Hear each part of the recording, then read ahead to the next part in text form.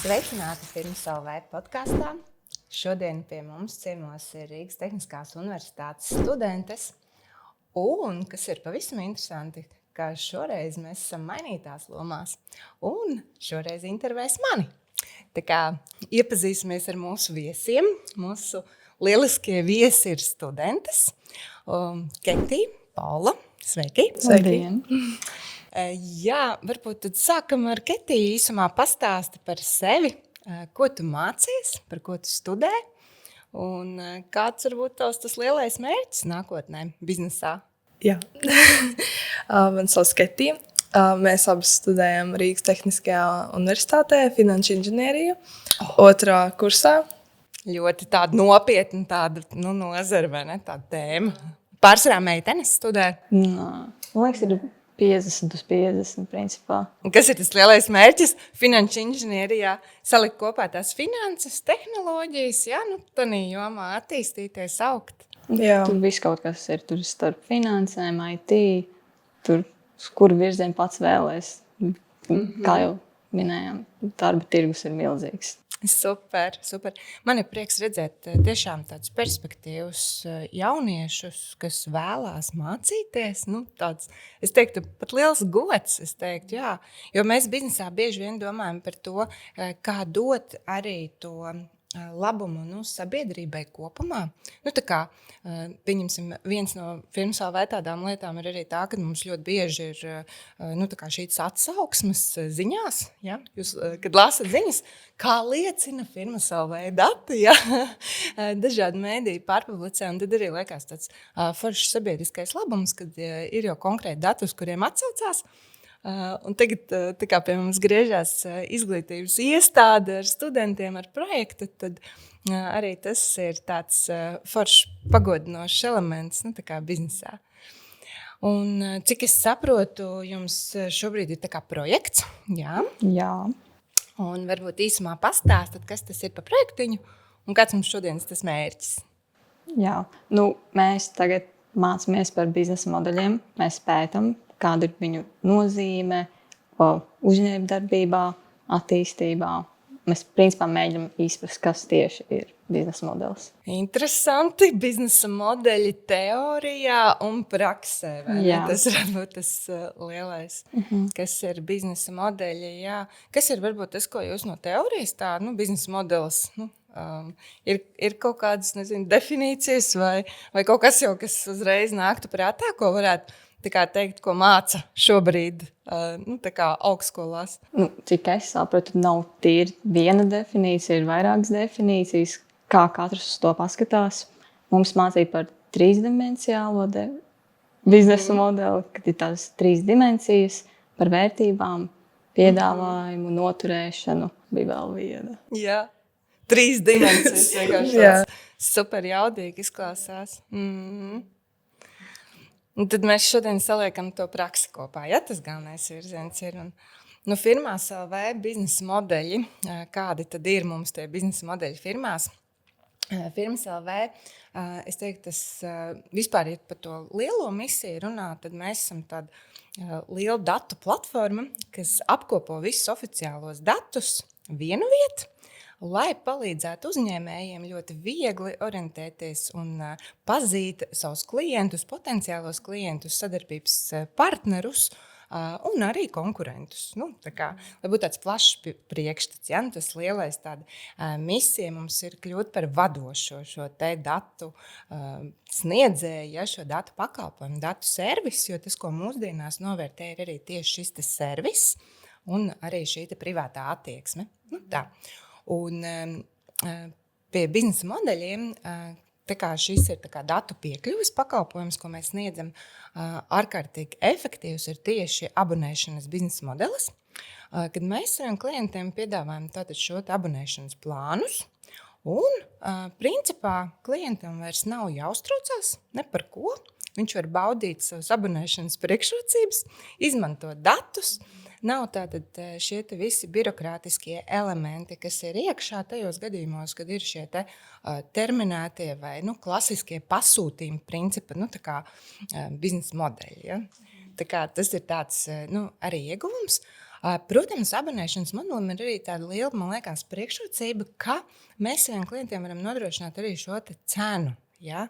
Ko bieži vien nemaz tālāk, bez šīm ilgtermiņa saistībām tirgus spēlētāji nemaz nevar nodrošināt. Tā cena noteikti ir tāda liela vērtība, kas iet līdzi šim abonēšanas modelim. Bet man patika tas, ko jūs minējāt, ka teorijā ir arī tāds trīsdimensiālais biznesa modelis. Un tad es mēģināšu tagad salikt kopā, kā Firmās LV izskatās šis trīsdimensiālais biznesa modelis. Mums patiešām ir šīs trīs dimensijas. Vadošais ir šis abonēšanas. Ja? Abonēšanas biznesa modelis mums ir vadošais. Un tad mums tikpat nozīmīgs ir arī tas one-time, jeb šis vienreizējo pirkumu biznesa modelis, kad klienti var nopirkt, pieņemsim, vienu izziņu vai nopirkt, pieņemsim, dienas piekļuvi, uz vienu dienu, ja?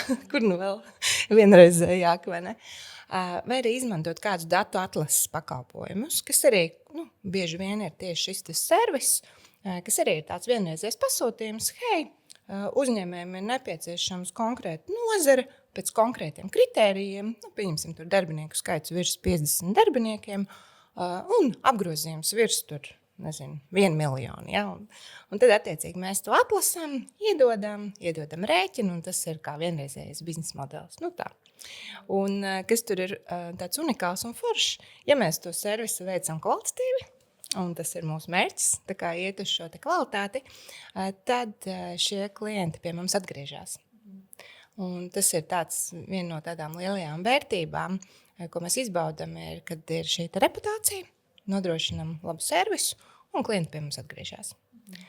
Un tad tāds trešais biznesa modelis mums ir šis es teiktu, īstermiņa abonēšana. Ja? Kur mēs nevaram, protams, nodrošināt tādu cenu, kāda ir ilgtermiņa abonēšanai, ja? Jo tur tomēr ir šīs saistības jāuzņemās. Bet šī īstermiņa abonēšana arī ir pietiekami efektīva tajos gadījumos, kad uzņēmējs nav pilnībā drošs, ka viņš var parakstīties uz kā minimums, pieņemsim, 12 mēnešu šo sadarbību. Bet viņš šī īstermiņa jau abonēšanā var jau iegūt pilnu šo pakalpojumu plānu. Tā kā tāda mums ir biznesa modeļa. Mēs esam gatavi arī ņemt kādu izaicinājumu no Rīgas Tehniskās universitātes un pievienot vēl kādu. Labi, jūs runājāt daudz par klientiem. Kas tad būtu tās galvenās klientu grupas? Un vai dažādiem tiem klientu segmentiem atšķirās kāda piedāvātā vērtība? Jā, klienti ir mūsu viena no tādām nesošajām vērtībām vispār, un klientu pētniecībā es arī esmu pavadījusi pietiekami daudz tās stundas, un klienti ir prioritāte numur 1. Biznesā klienti ir prioritāte numur 1. Tas ir tas lielais. Bet, ja mēs skatāmies uz to, kādi mums ir tie top līmeņi, ja mēs saliekam to lielo pīrāgu, tad, protams, šie juridiskie, oficiālie dati, kas mums firmās ir visi vienu vietu, visbūtiskākie ir tieši tādam profesionālajiem segmentam. Profesionālais segments, tā definīcija varētu būt tie lietotāji, kas klasificējās kā grāmatveži, juristi, auditori, finanšu direktori, iepirkumu speciālisti, tie, kas principā ir atbildīgi par šo arī administratīvo pusi, lai uzņēmums izraksta rēķinus tam, kam viņš drīkst izrakstīt, ar tādiem nodokļiem, kā viņš drīkst, un tā tālāk. Tā ir tāda viena liela daļa. Bet tas mīts, ka tā ir vienīgā, tas ir apgasts, salauzts, tā nav. Jo otra un gan būtiski ir arī būvnieki, būvu uzņēmēji. Un tas man arī izraisīja tādu, tiešām tā kā, un tad, protams, pati neesmu būvniecības nozarē darbojusies, nevarēšu tik detalizēti izskaidrot, kāpēc tieši tas segments mums ir būvnieki, bet galvenais, tas lielais ir tāds, ka tur jau ir tie apakšu uzņēmēji, gana daudz un projektu ir daudz. Un tās piegādes ķēdes ir tik lielas, ka to piegādātāju skaits ir visu laiku jāuzrauga. Un droši vien tā ir arī nozara, kurā visbiežāk arī mēdz rasties kaut kādas problēmas. Nevēl tas šobrīd nekustamo īpašumu cenas ir ļoti kāpušas, jo būvniecības likumdošanā ir attiecīgie noteikumi, ka tagad būvu objektos ir kameras, kur viss tiek čekots, ka visa nodarbinātība ir tikai un vienīgi legāla, viss nodokļi tiek maksāti tikai un vienīgi no katra eiro centa. Un tas, protams, šo situāciju kopumā valstī uzlabo. Tā kā, bet mums klienti ir no visdažādākajām nozarēm, ja, jo katram šim te arī biznesam ir arī savi grāmatvedības daļas, savas juridiskās daļas. Un tie, kas notic mūsu vērtībām, ko mēs piegādājam, izmanto tās priekšrocības, ka mēs arī attīstam portālu, padaram to mūsdienīgu, ērti lietojamu, arī pievienojam daudz dažādus servisus. Pieņemsim, viens no tādiem, ko izbauda daudzu jomu pārstāvji, ir tieši monitorings, ja? Kas arī ir tāds vērtīga lieta, kad atnāk uz e-pastu notifikācija par izmaiņām tev interesējošā uzņēmumā. Un tikpat liels arī segments ir tie, kas ir pārdošana, tirzniecības uzņēmumi. Ja? Tā kā tas principā mūsu klientu segmentu aplis tālāk jau sadalās diezgan līdzīgās daļās. Šī tirzniecība, ražošana, tie ir tie, kas arī ir mūsu klienti. Un, jā, tas mīts, kad lieto tikai grāmatveži vai juristi, noteikti ir palicis tikai mīts.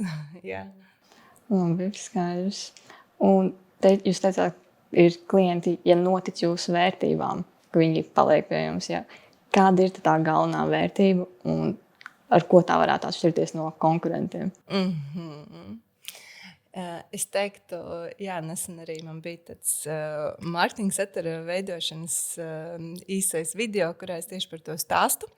Un konkurences priekšrocības ir viena no tādām labākajām lietām, par kurām domāt, lai tirgū to daļu paplašinātu, ar kuru tu tieši aizrauj savus klientus. Tad, protams, ir unikālie dati, kas ir tikai mums. Tās vērtības noteikti tas ir arī, ka mēs darbojamies uzņēmumu grupā. Mēs neesam tikai viens šeit uzņēmums SIA Firmas LV, mums ir vesela uzņēmumu grupa. Un tad tā unikālā vērtība ir tā, ka mums ir arī faktiskie dati, sadarbojoties ar Hais Marketing, ja? Un šos faktiskos datus ļoti mīl mūsu klienti, jo mēs gadiem esam viņus kolekcionējuši, ja? Un faktiskie dati ir viena no galvenajām atslēgām, lai piekļūtu, ja? Pieklauvētos pie pārdošanas nodeļas, arī dažādu problēmu risināšanas gadījumā. Ja? Tā noteikti ir viena no tādām arī unikālajām lietām. Protams, arī tā, ka mums ir unikāli sadarbības partneri. Mēs sadarbojamies ar inkaso aģentūrām, mēs sadarbojamies ikgadēji arī ar topu darba devējs un izvietojam arī tādus pozitīvos notikumus portālā. Ja? Tā kā mēs sadarbojamies arī ar Prudenti, ja? Kur arī mēs publicējam šos topus. Un šīs unikālās sadarbības ir arī tās, kas veido to unikalitāti. Par mums, jo tiešām tie oficiālie dati, skaties, kur gribi, jābūt ir vienādi. Ja? Tā. Bet vēl par tādām konkurences priekšrocībām bez šiem te unikālajām datu vienībām runājot, ir arī šis te mūsu modeļa, jeb šo produkta sastāvdaļas, ka mēs piedāvājam bezlimita pakalpojumu.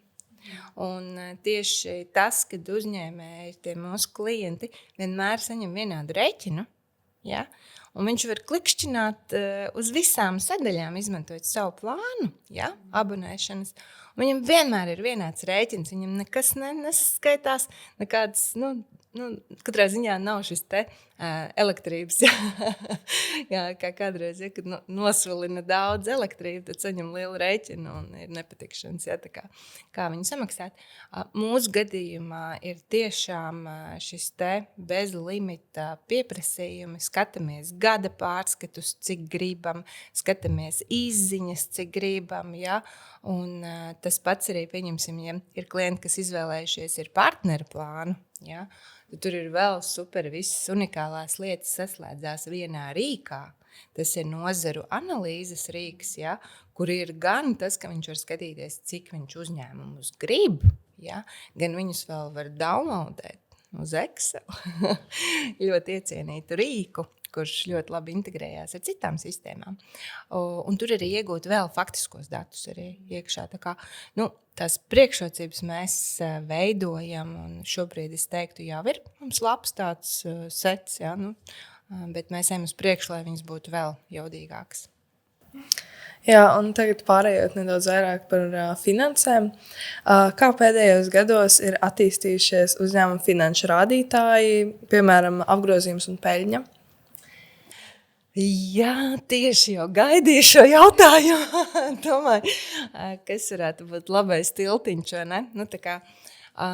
Ja mēs skatāmies tieši uz SIA firmas LV, šiem te finanšu datiem, kas arī ir atvērtajos datos pieejami arī mūsu firmas LV portālā redzami, mēs redzam tās izmaiņas, apgrozījumā.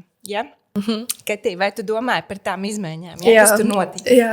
Jā, tad par tām izmaiņām runājot, ir atkal jāatgriežās droši vien pie tā, ka mēs šeit esam uzņēmumu grupa. Un ja mēs skatāmies uz šo firmas LV portālu kā produktu, tad mēs redzam, ka viņam ir divi virzieni. Ja? Viens ir autorizētiem lietotājiem, tas, par ko mēs vairāk ar Paulu runājām kopā. Un otrs ir šie te neautorizētie lietotāji, jeb šo neklienti, ja? Kas nāk pie mums ciemos arī iegūst daudz informāciju arī vienkārši par brīvu. Mēs arī par tiem priecājamies un sakam lieliski, ja? Bet tur ir tāds kā neliels apgrūtinājums. Ja? Kādam apgrūtinājums, kāds saka, varbūt beigu forši. Tas ir šīs te marketings, ja? Un tur ir šīs te reklāmas, un tur ir šī te puse, kas ir jau tā, kurā tiek pozicionēts kāds uzņēmums, varbūt spilgtāk, kāds ir kādu baneru reklāmas, ja? Un tad mēs tajā gadā, kad mums tās izmaiņas notika, mēs pamainījām politiku, mēs ejam tikai uz tīru apgrozījumu, kas ir šie te datu pakalpojumi, datu produkti. Un tieši tā iemesla dēļ tur parādījās oficiālajos datos šis te finanšu apgrozījuma kritums, bet lielākoties tas ir saistīts ar to, ka mēs gribējām tīri nodalīt. Marketinga pakalpojumi ir mums pie grupas uzņēmuma KS Marketing, kuram pamatuzdevums ir digitālā marketinga nodrošināšana maziem vidējiem uzņēmumiem. Un savukārt firmas LV ir tīrs datu servis. Tā. Bet tāpat laikā, jā, mēs tieši par šo neautorizēto daļu stipri sadarbojamies, jo, firmas LV ir tas ļoti cienījams arī lietotāju skaits mēnesī. Jā. Mums ir 300,000 lietotāji. Jā. Tā kā, tas par to finanšu datu. Jā. Kādi būtu galvenie darbības rādītāji, lai novērtētu biznesa modeļa efektivitāti? Galvenie darbības rādītāji, es teiktu, ļoti tāds pārdomāts jautājums, jo es joprojām domāju par to arī, kas ir tie paši galvenie. Ja? Jo bieži vien mēs nonākam situācijās, ka mums ir dashboards, ļoti daudz KPI, un tagad, nosver, kurš būs svarīgāks, tā kā, vai ne? Protams, man ir būtiska izaugsme, ja? Un izaugsme tieši apgrozījuma izaugsme, tas ir būtiski, lai mēs kā biznesa attīstītos. Tas ir viens no nesošajiem droši vien, jo biznesā būtu muļķīgi nerunāt par naudu. Vai ne? Otra lieta ir arī klientu skaits. Ja? Jo reizēm arī pārdomājot šo te biznesa modeļu, tādu kā korelāciju ar šiem KPI-iem, mums jau biznesa modelī ir ierakstīts, ka mēs gribam būt ļoti pieejams šo te datu servisu pakalpojumu sniedzējs šeit. Ja? Un pieejamība jau nozīmē arī to, ka mums cenu modelis ir ļoti draudzīgs dažādu lielumu uzņēmumiem. Ja? Un tas jau nozīmē to, ka tas izrāviens finansiāli ir, kā lai teiktu, jau nedaudz ierobežotāks, ja, nekā, ja tev cenu līmenis ir krietni, tā kā augšā. Bet tāpat laikā mums ir ārkārtīgi būtisks tas klientu skaits. Jo mēs vairāk klientus spējam pārliecināt, kā magnētus pievilkt, ja? Jo tā sinerģija pieaug daudz vairāk. Jo tas klients skaits ir tas, kas nes šos te atsauksmes tālāk tirgū, ja? Un tad viņš ir gatavs arī vēl šos te pakalpojumus pievienot sev klāt un to izaugsmi tā kā radīt. Tā kā, no tādiem super galvenajiem šī te apgrozījuma izaugsme un tātad klientu skaita izaugsme pa biznesa modeļiem, ko es vērtēju, un arī pa produktu kategorijām. Ja man ir ļoti būtiski arī skatīties, kā attīstās konkrētā produktu kategorija. Ja? Pieņemsim pieminētais šis te Horizon integrācijas pakalpojums, ja? Tad tur ir atsevišķs klientu skaits un atsevišķi atkal šie te KPI. Un, ja mēs skatāmies vēl, kas ir būtiski, KPI noteikti jāmina ir paša portāla ikdienas rādītāji un tieši no klientiem, tieši no šiem te autorizētajiem lietotājiem, kas jau lieto pilnās piekļuvas. Un tas, kas man ir arī ļoti interesanti, ko patiešām tur dara un kas varbūt ķerās un kas varbūt traucē, lai zinātu, ko tālāk attīstīt. Jo te jau būtiski ir, ka mēs skatāmies ne tikai uz tiem konkrētajiem rādītājiem, ja, bet lienam iekšā, kā mēs viņus varam uzlabot, kā mēs varam novērst tās lietas, kas varbūt nepārāk strādā. Tā kā, un tīri kā praktiski tas izskatās, tie ir statistikas šie te rādītāji. Tātad skatāmies, cik bieži lieto mūsu lietotāji, kuras sadaļas lieto visbiežāk.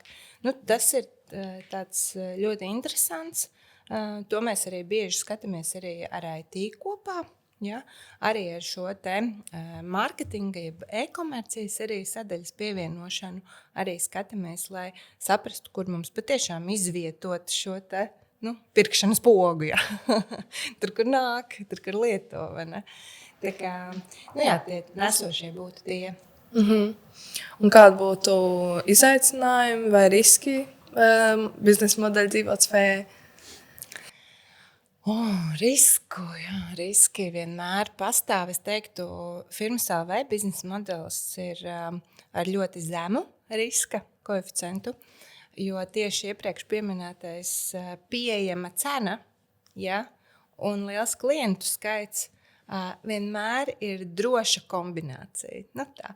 Nav risks, ka tev viens lielais klients, ja, pieņemsim, ja tev ir biznesa modelis, kur tu strādā ar, pieņemsim, pakalpojumiem, kur ļoti augstu tur vērtība, ja, un tur līdz ar to liela cena, tev viena klienta aiziešana var izraisīt bez mazai biznesā, pamatīgu, tā kā lejupslīdi, ja, ka tu,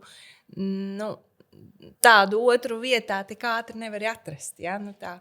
Tad, ja runājam par šo te abonēšanas biznesa modeli, tad es teiktu, tas riska koeficients mums tur ir zems, tieši ņemot vērā šo, kad arī šī te klientu rotācija, kas pastāv, un tas ir tikai dabiski, ka pastāv, vai ne, gribas pamēģināt kaut ko jaunu, arī pēc 10 gadiem tas viss ir ļoti ok, bet tas mums riskus lielus tīri finansiāli nesastāda. Jā, tā.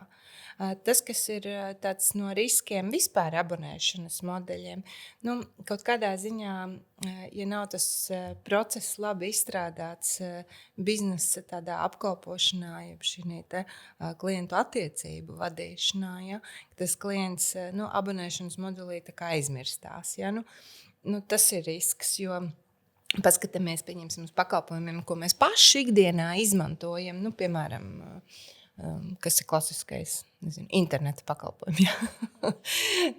Tā, vai ne?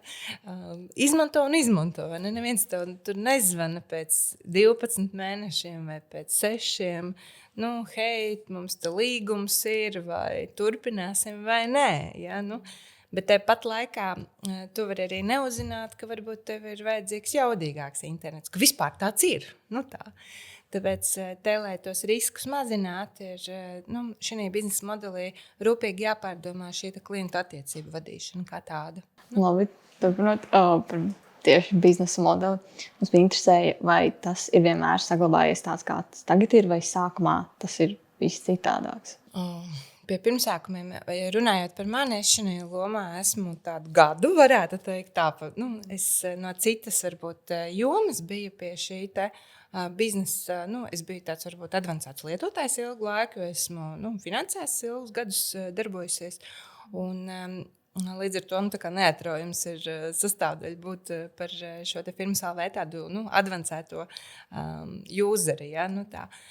Bet tieši šī biznesa attīstībā, ar ko es nodarbojos firmas LV, tas ir gads, tāds varētu teikt, apaļš gads. Vai par vēsturi es daudz interesējos, es diezgan daudz zinu. Es zinu, ka daudz kas tika izmēģināts. Ja? Es zinu, ka daudz kas tika sākumā izmēģināts, lai nonāktu līdz tam, kas ir definēts šobrīd. Bet tīri, vai viņš bija tieši tāds pats, identisks, nē, bet kā abonēšana, es teiktu, viņi bija kā paraugs visai uzņēmumu grupai jau no pašiem pirmsākumiem. Jā, un ir plāns mainīt kaut ko vai? Es domāju, ka mēs ejam virzienā, kad mēs vēl pievienojam jaunas vērtības klāt. Ja? Viena no tādām pēdējo aktualitāšu projektiem, tādiem mikroprojektiem mums ir sadarbība ar ilgtspējas pārskata sagatavošanas tāda digitālā rīka izveidi, ko mēs arī plānojam firmas LV izziņās pievienot opciju, ka uzņēmēji varēs publicēt savus ilgtspējas pārskatus arī. Ja? Jo šie gada pārskatā pie mums atnāk pa šo automatizēto ceļu caur valsts ieņēmumu dienestu, uzņēmumu reģistru, un tad mēs viņus saņemam. Bet ļoti aktuāla tēma paliek biznesā šī ilgtspēja. Un mēs paši, kā firmas LV, arī attīstītāji domājam par šo ilgtspēju. Un ilgtspēja ir tāds visu tādu eksakto parametru kopums, ja? Un tā ir tāda viena jauna lieta, kuras arī veiksmīgi atrada sadarbības partneri, vai viņi atrada mani, tas ir labs jautājums. Un tad mēs šobrīd laižam tirdzniecībā to produktu, un pa lielam jau tā situācija sāk veidoties no produktu puses. Ja? Biznesa modeli, kurā biznesa modelī iekļaut kuru produktu, es domāju no produktu puses. Un par produktu es atkal domāju no tirgus vajadzību puses. Un tas sanāk tāds vēl garāk tā ķēde, pa kuru mēs nonākam līdz tam, ko patiešām vajadzētu. Un bieži tas ir saistīts arī ar šīm sadarbībām. Ja? Mums tagad ir šis sadarbības modelis ar šo ilgtspējas pārskatu speciālisti, kuru piesaistīju, un tad viņi izstrādāja šo rīku. Mēs tālāk viņu piedāvāsim mūsu klientiem, mūsu potenciāliem klientiem, lai sāktu jau rūpēties par savu ilgtspēju. Bet ilgtspēja kļūst arī no Eiropas arī standartiem kā uzstādījums, arī no daudziem, pieņemsim, eksporta tirgumu, prasībām, kā obligāta prasība, tāpat arī kredīti iestāžu prasības. Tā kā es domāju, ka pievienojot šos papildus pakalpojumus, produktus, mēs varam attīstīt vēl biznesa modeļus vai pielāgot arī. Bet mums ir lieliska sistēma sava, kurā mēs varam īstenībā diezgan brīvi šo menedžēt. Tas arī tāda viena pievienotā vērtība, ka mums nav šobrīd tādi ierobežojumi, ka mēs būtu iespiesti kaut kādā uzskaita sistēmā tikai ar konkrētiem šiem biznesa modeļiem. Mums tādā ziņā arī ir ļoti labi atrisināts, ka mēs varam ļoti brīvi arī, piemēram, izveidot kādu jaunu pakalpojumu. Es izveidoju, piemēram, inkubatoru, pakalpojumu saimi, un tad mēs viņu patestējam tirgu, ja mums viss izdodās, tad lieliski viņš nopelna savu individuālo saimi un iespējams var arī veidot pat jau savu biznesa modeli. Un vai ir plānā arī ieviest kaut ko ar mākslīgo intelektu vai automatizēt kaut kādas datu analīzes un tā tālāk? Mākslīgais intelekts šobrīd tāda galīgi neatraujama jau sastāvdaļa ikdienas. Mēs jau viņu šobrīd sākam izstrādes stadijās pielietot un reāli arī pielietojam. To, ko mēs varētu piedāvāt jau kā gala lietotājiem.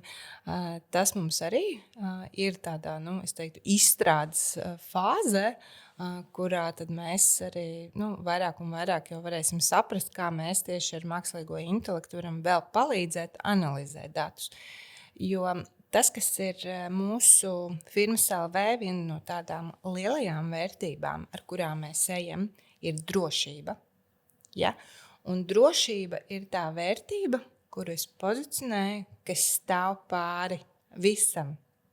Jo ar mākslīgo intelektu ir ļoti labi strādāt, bet ja viņam nav pareizi, pieņemsim, konteksta, ja, viņam mēdz būt dažādas interpretācijas. Ja, nevienmēr tev ir pietiekami daudz arī šī laika viņam iedot. Ja, šo te. Mēs kā firmas LV, kā dati, vēlamies to, ka mūsu dati ir ticami. Mēs gribam to, ka mākslīgais intelekts to zina. Pie tā mēs strādājam. Un, protams, izmantot šos te AI aģentus, kas to tālāk māk ļoti labi popularizēt. Tā kā, tās ir ļoti tādas labas lietas. To, ko useriem mēs šiem te varētu lietotājiem piedāvāt, ir tieši palīdzēt interpretēt jau šos te faktus. Ja? Tas ir bieži vien tāds elements, kas nedaudz pietrūkst. Ja? Tad viena versija ir tāda, ka mēs paši attīstam šo te izziņu un jau piedāvājam, pieņemsim, versiju, kurā uzņēmuma profilu tu vari skatīties jau ar, pieņemsim, kaut kādiem secinājumiem, interpretācijām. Ir profesionāli lietotāji, kuri negrib to redzēt. Ja? Pieņemsim, man arī ir tur redz, man tur patīk tīrs, skaidrs, tīri faktis. Man visas interpretācijas jau ir kā paši dabīgā intelekta prompti, ja, kuras var salikt visus secinājumus uzreiz. Ja. Tā kā, pie tā mēs strādājam. Tā kā arī paplašinam šos tehnoloģiskos resursus, par kuriem jau arī jautāja Paula. Jā, bez tā, man liekas, neizbēgt. Varbūt uzreiz pret jautājums, vai augstskolā arī tiek mākslīgais intelekts jau pielietots? Pirmajā kursā mums vispār neļauj neko tādu izmantot, bet tagad sāk tā kā lēnām. Tā kā neatļaut, bet tā kā varbūt mācībās. Lai vieglāk īsti. Lai saprast, nevis tieši vienkārši copy-paste ierakstīt visu no AI rīkiem, bet tīri mācību procesa ietvaros. Lieliski. Un tad mēs nonākam pie noslēguma, principā. Un tad es vēlētos uzjautāt vienu apkopojošo jautājumu tādu. Ja jums būtu jānosauc svarīgākais nosacījums, lai biznesa modelis būtu dzīvot spējīgs un ilgtermiņā, kas tas būtu? Tātad, kas būtu tas nosacījums, lai biznesa modelis būtu dzīvot spējīgs ilgtermiņā? Svarīgākais. Tas ir ļoti grūts jautājums. Ļoti grūts jautājums, bet teiktu, ka galvenais jau ir vispār domāt par attīstību, kā tādu. Es darbojoties ikdienā ar dažādām biznesa funkcijām, man nav tāda doma, kas man būs nosacījums tieši biznesa modeļa attīstībai. Bet tas ir tāds kopīgs skatījums, ka principā jau tādā brīdī ir uz visu kopumā, par visiem biznesa modeļiem droši vien. Un es teiktu, tā attīstība laikmetam iet līdzi. Ja? Tas, ko mēs šobrīd arī ļoti aktuāli domājam arī par jauno paudzi, un laikmets ir mainījies. Un to mēs jūtam caur šo te paudžu maiņu. Un tas ir tas nosacījums būt elastīgiem, ja? Meklēt to, kas tirgu ir vajadzīgs, un tās unikālās lietas, ar kurām mēs varam pārspēt paši sevi un iet uz jauniem mērķiem.